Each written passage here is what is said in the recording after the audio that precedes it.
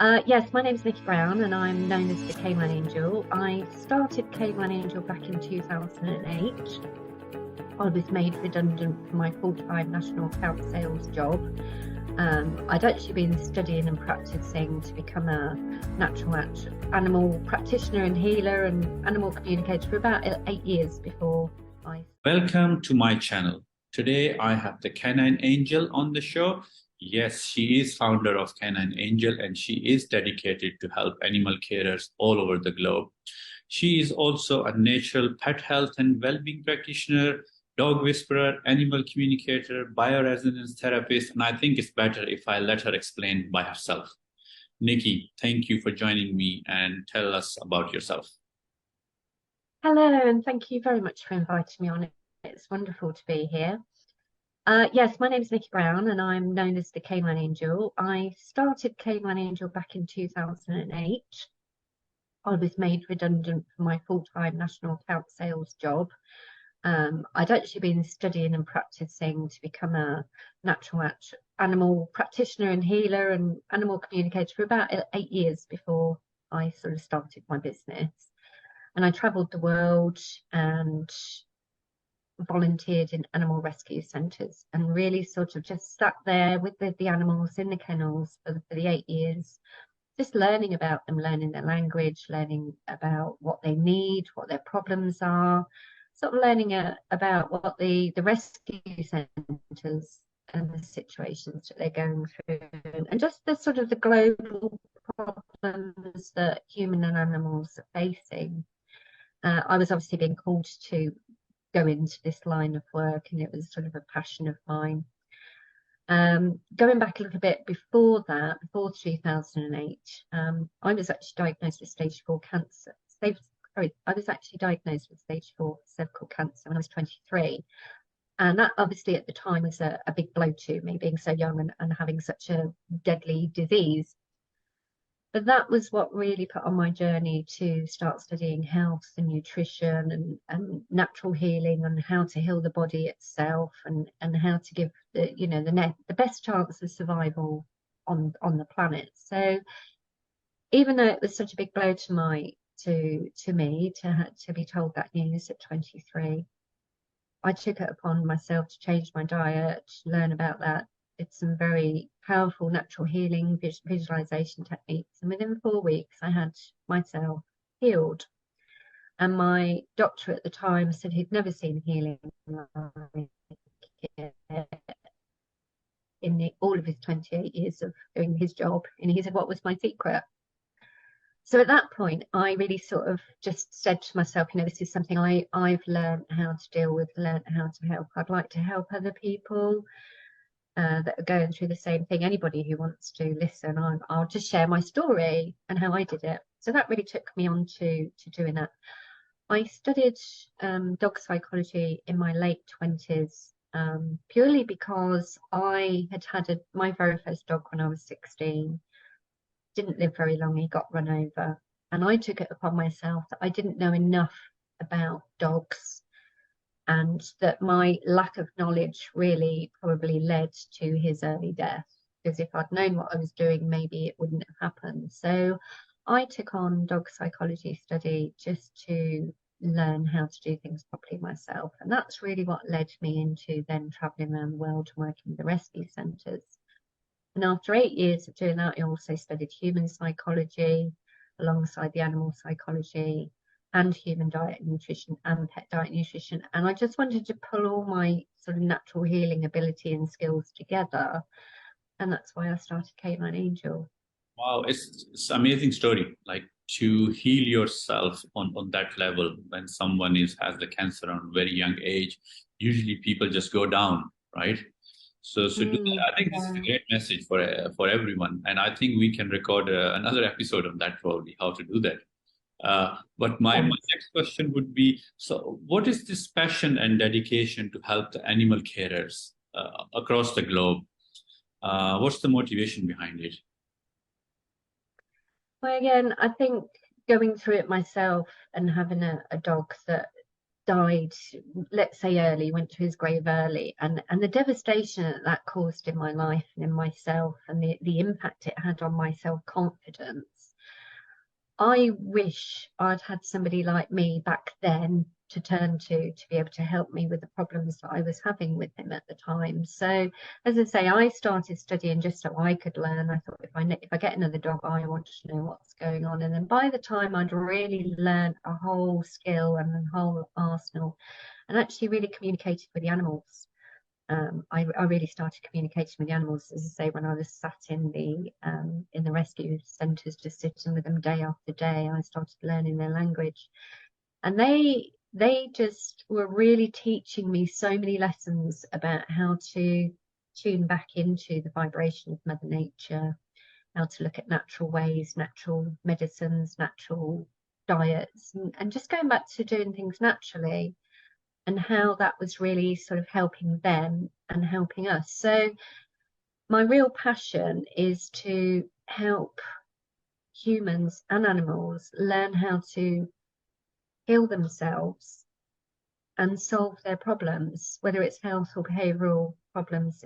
There's sort of natural ways that you can do that. So a lot of my work nowadays comes from the pet parent has gone to the vet, has gone to the trainer, the behaviorist, and um, they've got no more answers for them. And they say, the animal needs to be put to sleep, or the animal's going to be on this drug for the rest of its life. And that's when people start looking around, I find, for alternatives. And that's when they usually find me. And then I've got over the last sort of 15 years of doing this, I've developed a really powerful 8-step program, which is my Canine Angel 8-step program, and it's a very powerful protocol. Yeah. And when you follow those, I designed that program so you could just follow the steps really simply. And whether you just take steps 1, 2, 3, and 4 of the program, you're going to progress yourself and your animal.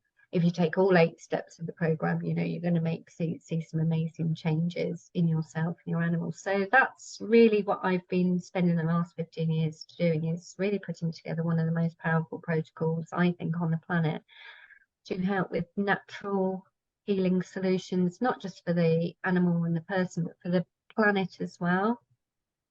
Actually, I have looked into your this 8-step transformation program. It looks amazing, to be honest.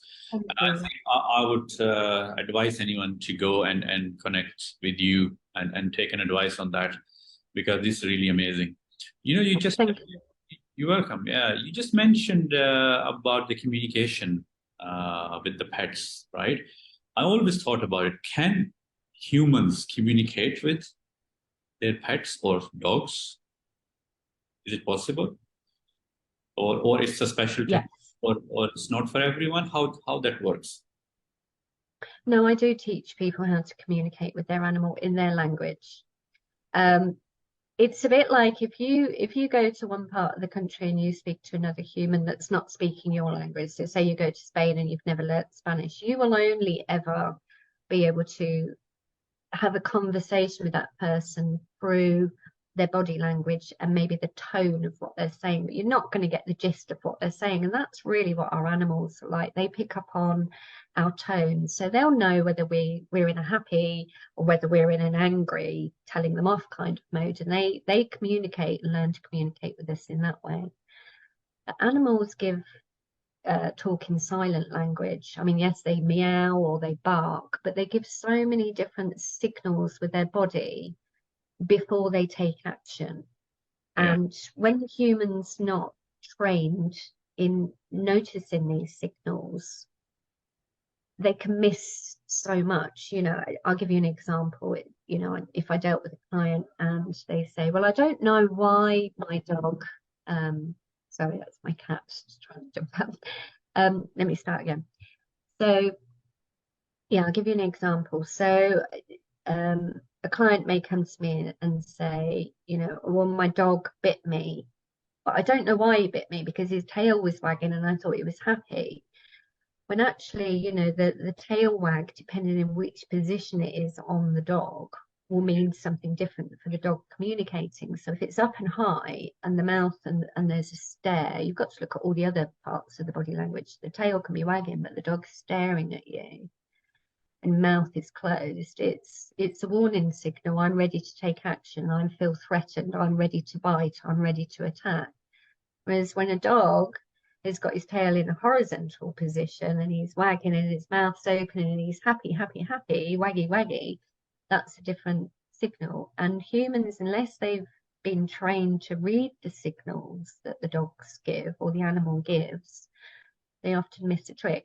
We can prevent so much from happening, and we can sort problems out very quickly when we learn the language of another species. I call it interspecies communication. So yes, I teach my clients, I have lessons on how to read what your dog's tail means, what his twitches means, what his eye signals, how he looks, how he talks, and it It's, can just yeah. prevent so much.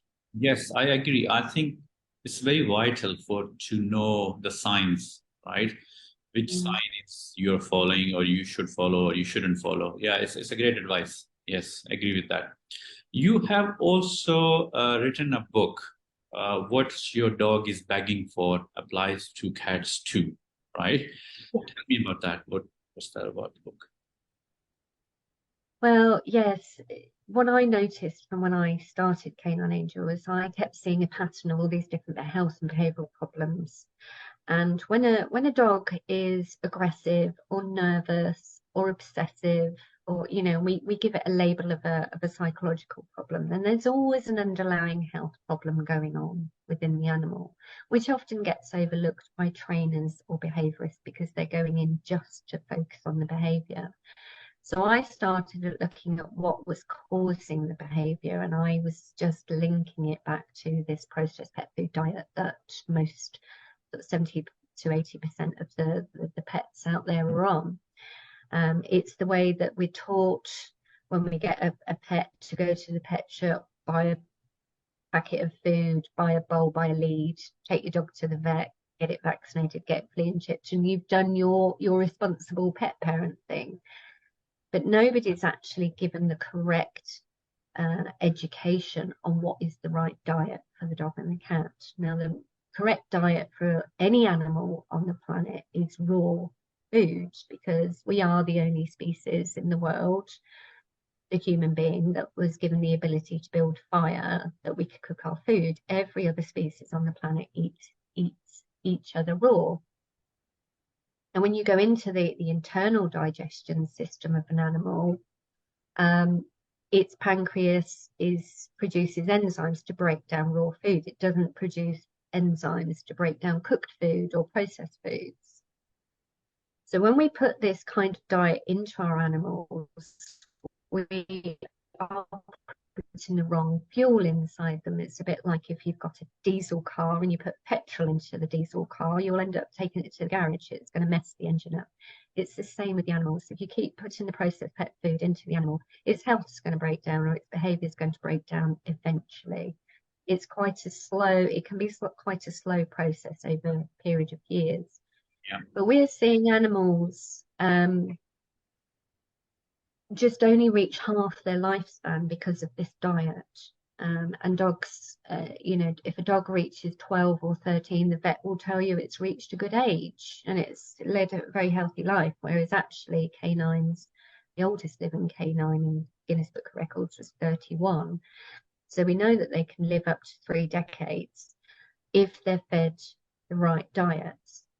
So I basically designed a protocol where because if you just try and, if you've been given an animal processed pet food diet and then you try and swap to raw, which a lot of people are doing out there on their own without expert guidance in doing it, they get it wrong and they actually cause more digestive problems. And then the vets or the people that are doing this think that raw is bad, but it's not, because they're not cleansing the system properly before they do it. So I devised a protocol where I cleanse the animal. We've got 2 products, powerful products, Natural Pet Vitality and the Oxygen Water OxyPet. And we cleanse the animal system before we put it back onto what I call its species appropriate diet, which is raw meat, raw bones, raw offal. Because cats and dogs are carnivores. They're not omnivores like we're taught. They shouldn't be eating grains. They shouldn't be eating sugars. They shouldn't be eating preservatives. I mean, that kind of diet every day in their bowl is really causing so many problems. Yes. Yeah. So that's why I wrote the book, really. It was a training guide. I call it a training guide because it takes you step by step through first educating you why the processed pet food is so poisonous and what it does to your dog what it does inside of the pet's body. Because until you understand that, you're not going to swap the diet. If you just say to somebody you just need to raw feed, they're just like, oh, I'll just continue. Why? Why? And they don't understand it. So I like to really properly educate people on how toxic and poisonous the processed pet food is for their animals. Yeah. Once they understand that bit, they're ready to put it in the bin and they're ready to look at the raw feeding. And then I take them through the detox and cleanse process, make sure we do it safely with the two products and the right time, and then we put them on back to their species appropriate diet. And the animal transformation is amazing, absolutely amazing. I've helped thousands of animals all over the world with this training manual, and I it's my passion to be able to absolutely. start there, start with the gut. Absolutely agree. Because it's same like with us humans, if you buying this food, microwave food, because everyone is busy, or canned food, or just a quick one because you don't have to cook, and it's the implications are like horrible on the body, right? In the long run. Yeah. So same for animals. Yes, I do believe that. Yes, you're absolutely Mm. okay. Tell me briefly. You are also a director for Animal Life Limited. Okay, what is all about and how does that started? Yes, I joined with three people this time last year. We just celebrated our year anniversary of being together yesterday. I was approached by a guy called Lindsay Taylor, and he was working with this oxygenated spring water. And his dog was diagnosed with stage 4 cancer, terminal cancer, and given 4 weeks to live. He started pouring this oxygen water into his dog's bowl, didn't change his diet or anything at that point. And the dog continued to live and continued to get better just by making this one switch with the water. After 10 months, Lindsay came to me because he wanted help to get this into the pet industry. He wanted to approach me. So now I had actually been looking for the best water product that I could add to my 8-step program, because I do educate on how toxic tap water is for our animals, just like processed pet food. It's okay if they drink it now and again, but if they keep drinking mixed with the processed pet food, it's a really bad concoction in the gut. So I try and provide my clients with the cleanest, purest products that I can. So I was on the search for a really good water product, and I've been looking for about 3 years. So when Lindsay approached me, it just made sense to get involved with him. We did an interview, put it out on my newsletter, and two investors came on board and said they wanted to get involved. So the four of us joined, started Animal Life, and we're just launching and setting up the website and launching the product into the market. It's only going to be available in the UK. It's a UK spring water, and it's doing amazing, amazing work. Great. It's an amazing tool within my 8-step protocol. Yeah. Okay. Great to know. Yeah. My next question, and I always ask this question, whoever comes to my podcast, when was the first step you have taken in your life when you can say that's changed you completely and you're glad and you can say, I'm happy that I have taken that step and that step has changed my life? It could be a professional or personal life. I would say the most life-changing for me would be actually when it has to be really when I was 12 years old, and I was rushed into hospital with a severe vaccine reaction at the time to the polio vaccine, and that really, I nearly died. I was in hospital severely ill. My temperature went up to 108.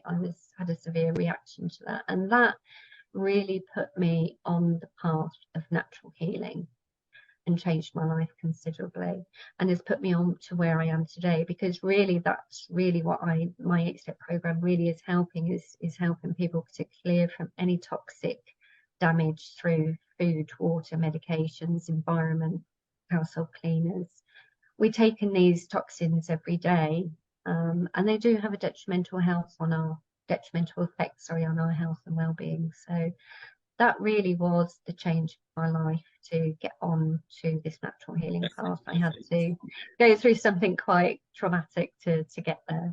Yeah, for such a young age to realize that, okay, I have to change my life, right? I have to go into the different path. That's amazing. Okay, one more question. Yeah. So what message would you like to give to someone who wants to start a business, have an ideas, or go out and help others? You know, we all come up with the different ideas, but we are reluctant to take that step for obvious reasons. We are afraid, we are not confident, or what the family will say, or the friends will say, the colleagues will say, and we just keep thinking, but don't take that step. What you will say to that person? I would say one of the key ingredients that you need to make a change in your life is determination, because it's not going to be easy, because us humans don't like change. Yes. So you've got to have the determination to overcome any of the obstacles and hurdles that come. I would also say have complete and utter belief, not just in yourself, but the people that you have around you. Because if you don't know something, you will know somebody who knows the answer to whatever issue you've got. So talk to your network, talk to your friends, talk to your family. Stay away from the ones who are not supporting what you're doing or trying to discourage you in any way. Stay away from those people, and really, really surround yourself with people who are wiser, better than you, because you can only just learn from people like that and raise up to their level instead of always trying to get people up to your level. I always say sort of surround people with who are in a higher vibration than you, that have been through the journey themselves. And that's the other thing, is once you've solved a problem yourself, like I did with my cancer, I was enabled then to be able to help others. You know, you've got to heal it within yourself to be able to really sort of go out and provide that solution for somebody else. And that's what gives you the passion and the drive to continue forward. And then you just get people who are resonating with your frequency and resonating with what you do. And that's really, again, where the bioresonance that we do in the program really comes in. It's because a lot of what stops us changing our life is the limiting beliefs that we put on ourselves that have been programmed in our brain. We're not good enough, we're not rich enough, we're not pretty enough, we're not enough. So this is where, you know, with the bioresonance and the frequency medicine we do, we can really bring that in and help people unleash and work on those mindset and limiting beliefs. So definitely to have a chat with somebody like myself who's been through the journey, who's got the tools as well to help you on your journey. But to really just sort of believe in yourself, it has to be 100% belief in what you're doing. And I think you can only achieve that when you've actually healed or solved the problem yourself and you know it works. Yeah, very true. It's a very good message that keep yourself surrounded with the people who are positive minded. Okay, raise yourself to their level. And once you are there, then you help others. And that's what you're doing. For my viewers, I will put a link for Nikki in this podcast below, so you can see bioresonance therapy, her books, and her LinkedIn profile. So you go and check out there. Nikki, thank you so much. Really appreciate that you joined me today. Thank you. Thank you very much. Thank you for letting me talk and for letting me spread my message. Have a brilliant day. It's a good pleasure. And my audience, I will see you in the next episode. Thank you.